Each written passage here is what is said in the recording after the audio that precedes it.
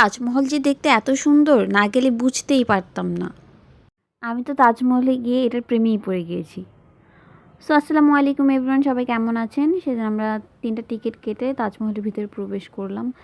মানে ঢোকার সময় তাজমহলটা দেখে আমার এত বেশি ভালো লাগছিল। মাশাআল্লাহ মাশাআল্লাহ, কত সুন্দর করে তৈরি করা হয়েছে। যদিও আমি আসল তাজমহলতে যেতে পারিনি, আমরা চলে গিয়েছিলাম নারায়ণগঞ্জের তাজমহলে। কিন্তু এটা দেখে অনেক ভালো লেগেছে। ইনশাআল্লাহ আগ্রার তাজমহলেও যাব। সো এখানে যাওয়ার পরে আমি একটু ফটোশ্যুট করে দিচ্ছিলাম। ভিউটা তো আপনারা দেখতেই পাচ্ছেন, কি সুন্দর লাগছে তাজমহলটা দেখতে। তো তাজমহল দেখার পরে আমরা চলে গেলাম একটু কফি খেতে। কফি খাওয়ার পর ওইখানে আমরা দেখছিলাম যে অনেক ধরনের দোকান আছে। সেখানে কিন্তু জামদানি শাড়ি, থ্রি পিস সহ অনেক কিছু পাওয়া যায়, আর খুব রিজনেবলেই পাওয়া যায়। আমাদেরকে ডাকছিল যে কোনো শাড়ি নাকি ওইখানে 800 টাকা করে পাওয়া যাবে। সো ওগুলো দেখতে দেখতে আমরা চলে যাচ্ছিলাম পিরামিড দেখতে। আমরা আসলে জানতাম না পিরামিডটা যে এত কাছে, আমরা রিক্সা করে যাচ্ছিলাম আসলে। কিন্তু আসলে তাজমহল থেকে হেঁটে গেলে হায়েস্ট 5 মিনিট লাগবে পিরামিডে যেতে। তো বলতে বলতে আমরা চলে আসলাম পিরামিডে। এখানে কিন্তু কিছু রাইডেরও ব্যবস্থা ছিল। এরপর এখানে দেখছিলাম কিছু শুটিং স্পট ব্যবস্থা আছে। তো তারপর আমরা এইখানটাতে আসলাম। এখানে দেখাচ্ছিল যে ক্ষুদিরামের ফাঁসির মঞ্চ।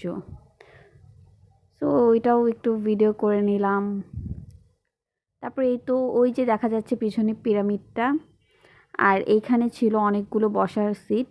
আসলে এই জায়গাটা অনেক সুন্দর ছিল। দিনের বেলা হলে অনেক বেশি ছবি তুলতাম আমি, কিন্তু আমাদের যেতে যেতে সন্ধ্যা হয়ে গিয়েছিল, তাই আর ছবি তোলা হয়নি। আর এই পিরামিডের ভিতরে আমি প্রবেশ করিনি, আমার হাজব্যান্ড আর ওনার ফ্রেন্ড গিয়েছিল। আমার লেখাটা দেখে অনেক ভয় লাগছিল, তাই আর আমি প্রবেশ করিনি, যেহেতু আমি একটু ভীতু, তাই আর যাইনি। এরপর আমরা চলে গেলাম রঙিন মাছের মেলা দেখতে। এখানে অনেক ধরনের মাছ ছিল, যেমন গোল্ড ফিশ, তারপর টাইগার শার্ক সহ অনেক কিছু ছিল। তো মাছগুলো দেখতে আমার ভীষণ ভালো লাগছিল। এত সুন্দর করে সবগুলো এক জায়গায় দল বেঁধে ছিল, মানে দেখে আসলে খুবই রিফ্রেশিং লাগছিল।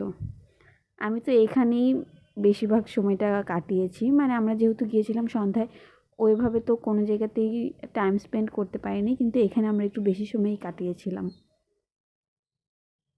আমার কাছে সবচেয়ে কিউট লেগেছে এই গোল্ড ফিশটা, এত এত এত ভালো লেগেছে।